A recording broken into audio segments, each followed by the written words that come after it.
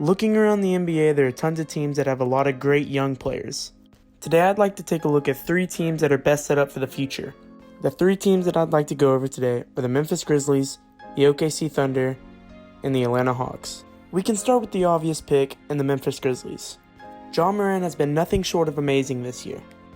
In my opinion, he definitely deserves the Rookie of the Year award.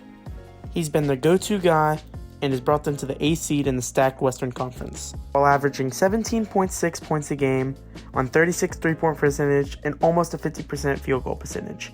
He's also grabbing 3.5 boards and throwing 6.5 assists a game.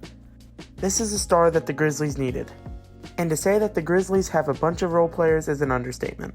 But they also have another star on the team in Jaren Jackson Jr. He's scoring 17 points a game and grabbing 5 boards.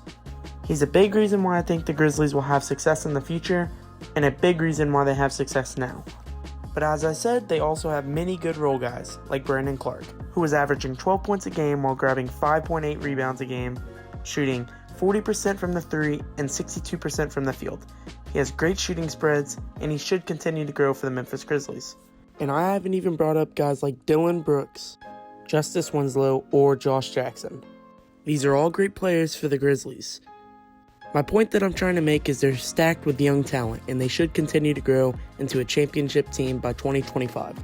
They have the players and they have the coaching, so there's nothing really holding them back. The next team I'd like to talk about is the Oklahoma City Thunder. Aside from the fact that the Thunder are already a playoff caliber team, I'd like to talk about the long-term future. They received a bunch of picks from trading Russell Westbrook and Paul George over the summer. So in the next couple of drafts, they should be able to grab some more talent. But let's talk about who they already have. Starting with the 21-year-old guard Shai Gilgeous-Alexander. A lot of people didn't even really factor him in the Paul George trade, but it's really been a payout for the Thunder. He's averaging 19.3 points a game in his first season as a Thunder. He's a taller guard, so he's able to grab 6 rebounds a game. He hasn't really developed a 3-point shot, but that's sure to come in the soon future.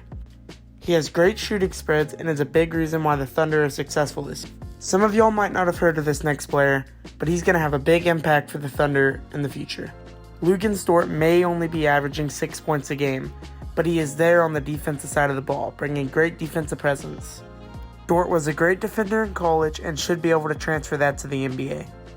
If the veterans on the team like Chris Paul and Danilo Gallinari can help mentor and help keep developing these guys, the Thunder should be on the right track to victory. I think with a couple good draft classes, the Thunder could be in shape for a championship in the next couple years.